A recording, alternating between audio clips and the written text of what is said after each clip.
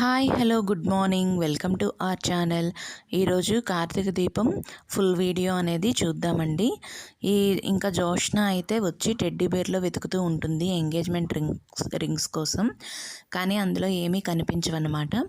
అలా కనిపించకపోయేసరికి ఇంకా అనుకుంటుంది, ఈ బావ తెచ్చిన రింగ్స్ ఇందులో పోయిన రింగ్స్ ఒకటే అన్నమాట.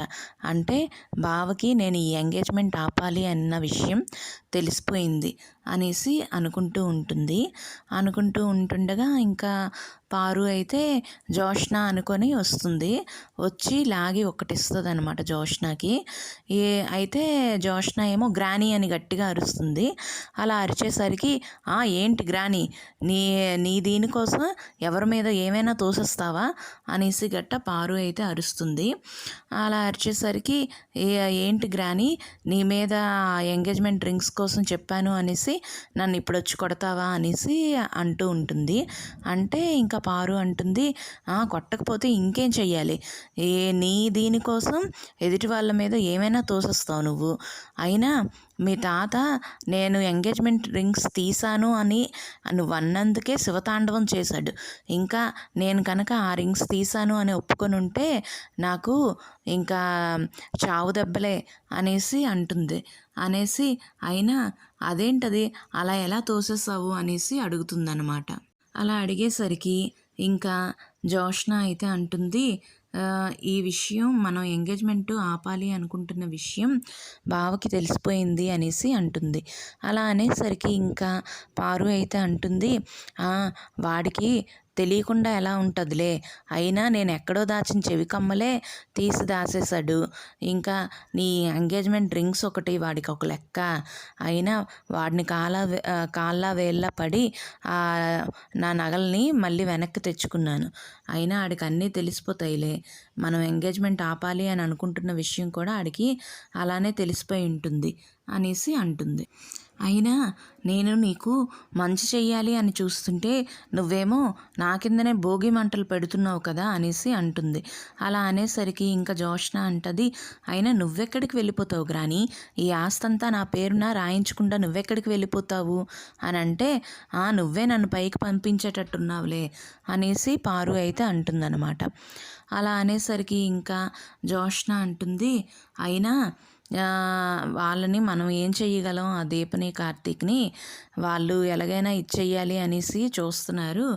అయినా సొంత వాళ్ళు కదా అందుకే అలాగుంది అనేసి అంటది అదనమాట. అలా అనేసరికి అయినా ఈ ఆస్తి అనేది నాది కాదు కదా, నేను సొంత వారసురాలిని కాదు కదా అనేసి అంటే ఇంకా పారు అంటుంది, ఆ విషయం మన ఇద్దరికి మాత్రమే తెలుసు, ఇంకెవరికైనా తెలిసింది అంటే వాళ్ళైతే ప్రాణాలతో ఉండరు అనేసి అంటుంది. అనేసరికి ఇంకా జోష్న అంటుంది, బయట వాళ్ళకి తెలిస్తే ఉండరు కానీ సొంత వాళ్ళకి తెలిస్తే ఉంటారు కదా అని అంటే, అయితే ఎవరు సొంత వాళ్ళు అనేసి పారు అడుగుతుంది. అదే దీప కార్తీక్ అని అంటే, వాళ్ళేంటే సొంత వాళ్ళు అని అంటే, కార్తీక్ మరి బావ కదా, అంటే ఈ ఇంటికి మేనల్లుడు, మరి దీప ఏమో మా అమ్మకు పుట్టిన సొంత కూతురు అనేసి అంటే, ఏంటే నువ్వు మాట్లాడుతుంది అని పారు అంటుంది. అమ్మో దీనికి ఇప్పుడు తెలిసింది అని అంటే మాత్రం ఇంకా ఆ విషయం అందరికీ తెలిసిపోతుంది. ఈ గ్రానీకి దీపే సుమిత్ర సొంత కూతురు అని తెలియడానికి ముందరే దీపను చంపేయాలి అనేసి అనుకుంటుంది జోష్న. అలా అనేసరికి ఏం మాట్లాడుతున్నావు అని పారు అంటే, అదేం లేదు గ్రాని, ఇంకా బావ అయితే సొంతవాడే కదా, దీప కూడా సొంత కూతురులాగా ఫీల్ అయిపోతుంది కదా అనేసి అంటుంది. అలా అనేసరికి పారు అంటుంది, సొంత కూతురులాగా ఫీల్ అయిపోతుంది కానీ సొంత కూతురు అయితే కాదు కదా, సుమిత్ర కన్న కూతురు పురిట్లోనే చచ్చిపోయింది, ఇప్పుడు నువ్వే తన కూతురువి, ఆ దీని మీదే ఉండు అనేసి అంటుంది. అలా అనేసరికి ఇంకా జోష్న అయితే ఉంటానులే అనుకొని ఇంకా వస్తాను అనేసి వెళ్ళిపోతుందన్నమాట అక్కడి నుండి. ఇంకా కార్తీక్ అయితే మొక్కలకి నీళ్ళు పోస్తూ ఉంటాడు. అలా పోస్తున్నప్పుడు దీప ఏమో అడుగుతుంది, అసలు ఏంటి బావా ఈ జోష్నకి అసలు ఏమీ కూడా ఉండదా ఏంటా అని అంటే, నువ్వు ఎప్పుడైనా కాడా పాలు పోసిన వాడికే పాము పొడి చేసేది విన్నావా అంటే విన్నాను అని అంటుంది. అలాంటిదే జోష్న కూడాను, అదేమీ తెలివి తక్కువదై కాదు, ఈ ఎంగేజ్మెంట్ని ఆపడానికి ఏమైనా చేస్తుంది, దానికోసం ఒక తండ్రి అని చూడదు, గ్రాని అని చూడదు, ఎవరి మీద ఏమైనా తోసిస్తుంది అనేసి అంటాడనమాట. అలా అనేసరికి ఇంకా జోష్న అయితే అక్కడికి వస్తుంది. అయితే జోష్నను చూసి, అబ్బా ఈ రోజా పువ్వు చాలా బాగుంది కదా మరదల, ఇది నీ తల్లో పెడతాను అనేసి పెడతాడనమాట. అలా పెట్టేసరికి ఇంకా జోష్నను పారు వెనక నుండి చూస్తారు. చూస్తే అబ్బా ఈ రోజా పువ్వు ఎంత అదృష్టం చేసుకుందో నీ తల్లో పడింది అనేసి అంటాడనమాట. అనేసి ఇంకా ఉండేసరికి చాలే బావా ఆపు దిష్టి తగులుతుంది అనేసి దీప అంటుంది. అనేసరికి ఇంకా ఇలాగ బుగ్గ మీద అనేసరికి అబ్బని తీయని దెబ్బ అనేసి పాట పాడుతూ ఉంటాడు కార్తీక్. అలా పాట పాడుతూ డ్యాన్స్ వేస్తూ ఉండేసరికి ఇంకా పారు కూడా వెనకాతల డ్యాన్స్ వేస్తూ ఉంటుంది. డ్యాన్స్ వేస్తూ ఉంటే ఇంకా జోష్న ఏమో ఆపు గ్రాని ఆపు అని అనేసరికి ఇంకా గబగబా కార్తీక్ దగ్గరికి వచ్చి, ఒరే ఏంట్రా నా గార్డెన్లో నాకు తెలియకుండా నా ఎదురుగా పువ్వు కోసి నీ భార్య మెడలో పెడతావా, నీకెంత ధైర్యం అనేసి అడుగుతుంది అనమాట. అలా అడిగేసరికి అదేంటండి ఈ మొక్కలకు నీళ్ళు పోస్తున్నప్పుడు ఏమీ అనడం లేదు, ఒక పువ్వు తెంపుకుంటే మాత్రం తప్పైపోయిందా, అప్పుడు నా కూతురికి కూడా అలాగే బాధ పెట్టారు, ఇప్పుడేమో ఒక పువ్వు తెంపుకుండేసరికి అన్ని మాట్లాడుతున్నారే అనేసి కార్తీక్ అనేసరికి ఇంకా పారు అయితే అంటుంది, నువ్వు ఈ ఇంట్లో నువ్వు డ్రైవ్ చేస్తున్నంత వరకు డ్రైవర్వి, ఇలాగా మొక్కలకి నీళ్ళు పోసినంత వరకు తోటమాలివి, నీ డ్యూటీ అది అనేసి అంటుందన్నమాట. అయితే తోటమాలికి ఒక పువ్వు కూడా తెంపుకునే స్వేచ్ఛ లేదా అనేసి మాట్లాడుతూ ఉంటాడనమాట. ఇటువంటి దీన్ని నేను వ్యతిరేకిస్తున్నాను అనేసి గట్టా అంటే ఇంకా పారు ఏమో అంటుంది, ఆ విప్లవం అంతా ఆపురా బాబు, నాకెందుకు ఇదంతను కానీ ఈ పువ్వు మాత్రం నీ భార్య మెడలో తీసిన పువ్వు, నీ భార్య తల్లో పెట్టిన పువ్వు మాత్రం తీసేయాలి అనేసి అంటుందన్నమాట పారు. అలా అనేసరికి నేను తీయను అనేసి కార్తీక్ అంటాడు. అలా అనేసరికి ఇంకా పారు ఏమో అంటుంది, ఇది నా ఇల్లు, నా గార్డెన్, నా పువ్వు అని అంటే మీకు ఇంకా పువ్వులు కావాలనుకుంటే చాలా ఉన్నాయి కదా, వాటిల్లో ఏదైనా పెట్టుకోవచ్చు కదా అని కార్తీక్ అంటాడు.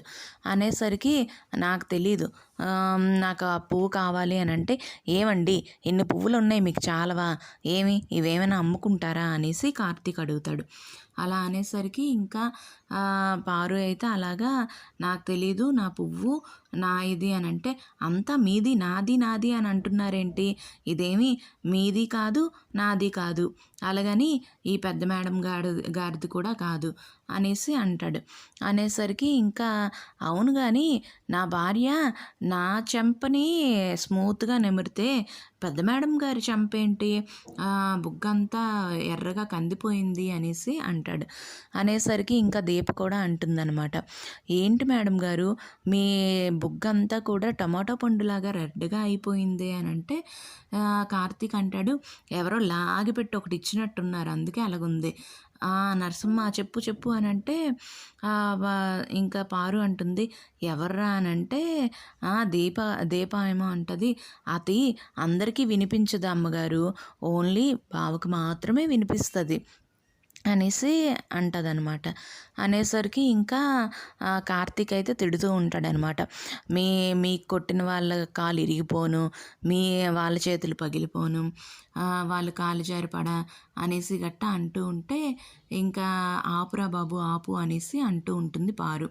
అది కొట్టింది నేనేని అని అంటే, ఓహో మీరేనా అనేసి అంటాడు. అనేసరికి ఈలోగా శివనారాయణ అక్కడికి వస్తాడనమాట. ఏం జరుగుతుంది ఇక్కడ అనేసి అడుగుతాడు. అలా అడిగేసరికి ఇంకా పారు అయితే అంటుంది, అదేనండి మన తోటలో ఉన్న గులాబీ పువ్వుని వాడు వాళ్ళ భార్య తల్లో పెట్టాడు, దానికోసమే అడుగుతున్నాను అంటే శివనారాయణ ఏమో కోప్పడతాడనమాట. ఏమి ఒక పువ్వు తీసుకుంటే తప్పైపోయిందా, పువ్వులు నువ్వు పెట్టుకోవు అలాగని ఇంకెవరిని కూడా పెట్టుకొనివ్వవా అనేసి అడుగుతాడు. అడిగితే మరి మీరు కూడా నా తల్లో పెట్టచ్చు కదండి పువ్వు అని అంటే, వాళ్ళంటే కొత్తగా పెళ్ళైన వాళ్ళు అందుకు వాళ్ళు పెట్టుకున్నారు, నీకెందుకు పువ్వు ఇప్పుడు అనేసి అంటాడనమాట.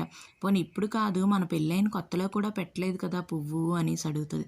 అడిగితే అసలు నీకు ఎక్కడ ఏం మాట్లాడాలో కూడా తెలీదు, 4 గోడల మధ్యన ఏం మాట్లాడాలో నలుగురిలో ఏం మాట్లాడాలో కూడా తెలీదు అనేసి తిట్టేసి వెళ్ళిపోతాడు. ఇంకా దశరథ్ అయితే వస్తూ ఉంటాడనమాట అక్కడికి. వస్తూ ఉంటే ఇంకా పారును జోష్న లోపలికి వెళ్ళిపోతారు. లోపలికి వెళ్ళిపోతే చెప్పండి పెద్దయ్య గారు అనేసి కార్తీక్ అడుగుతాడు. అలా అడిగేసరికి ఇంకా దశరథ్ అయితే అంటాడు, ఏంట్రా ఎవరు లేనప్పుడు అయినా మావయ్య అని పిలవచ్చు కదా అనేసి అంటాడనమాట. అలా అనేసరికి చెప్పండి మావయ్య అని అంటే, నీతో కొంచెం మాట్లాడాలి పక్కకు రా అనేసి అంటే ఇంకా పక్కకు వెళ్తాడు కార్తీక్. అలా వెళ్ళేసరికి ఇంకా దశరథ్ అయితే అడుగుతాడనమాట, గౌతమ్ ఎటువంటి వాడ్రా ఏంటి, మా నా చెల్లెలు చాలా అదృష్టవంతురాలు, బంగారం లాంటి కోడలు దక్కింది, కానీ నాకేంటో ఈ గౌతమ్ మంచివాడు అవునా కాదా అనేసి డౌట్ వస్తుంది.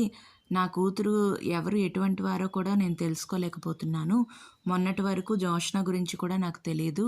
తను దాసుని చంపాలి అనుకున్నంత వరకు కూడా నాకు తెలీదు. అసలు ఏం జరుగుతుందో ఏంటో, ఈ గౌతమ్ ఎటువంటి వాడో ఏంటో, నా కూతురు భవిష్యత్తు ఏమవుతుందా ఏటా అనేసి అంటూ ఉంటాడనమాట. అలా అనేసరికి కార్తీక్ అయితే ఏం జరగదు మావయ్య, అంతా మంచి జరుగుతుంది అని చెప్పేసి అక్కడి నుండి వెళ్ళిపోతాడు. ఇంకా సుమిత్ర అయితే చీరను చూస్తూ ఉంటుంది. ఈలోగా దీప అయితే అక్కడికి కాఫీ పట్టుకొని వస్తుందన్నమాట. వచ్చి అమ్మగారు కాఫీ అనేసరికి ఇంకా సుమిత్ర అయితే అంటుంది, ఏంటి నువ్వు అసలు ఆ టైం ప్రకారం అన్నీ ఇస్తావు, స్నాక్స్ ఇస్తావు, నేను ఏ టైంకి ఏం తింటానా, ఏ ఫ్రూట్స్ తింటానా, ఎప్పుడు జ్యూస్ తాగుతానా అవన్నీ కూడా నీకు తెలుసు. పని వాళ్ళే అయితే పని నుండి తీసిస్తారేమో అన్న భయంతో చేస్తారు, కానీ నువ్వెందుకు ఇవన్నీ చేస్తున్నావో తెలియట్లేదు అనేసి అంటుంది. అలా అనేసరికి దీప అయితే తన మనసులో అనుకుంటుంది, మీరు నా కన్న తల్లి కాబట్టే ఇవన్నీ చేస్తున్నాను, కానీ ఏమీ చెప్పలేను అనేసి దీప తన మనసులో అనుకుంటుంది. ఈ వీడియో కనుక మీకు నచ్చినట్లయితే ప్లీజ్ లైక్ చేసి షేర్ చేసి మన ఛానల్ని సబ్స్క్రైబ్ చేసుకోండి. Thank you.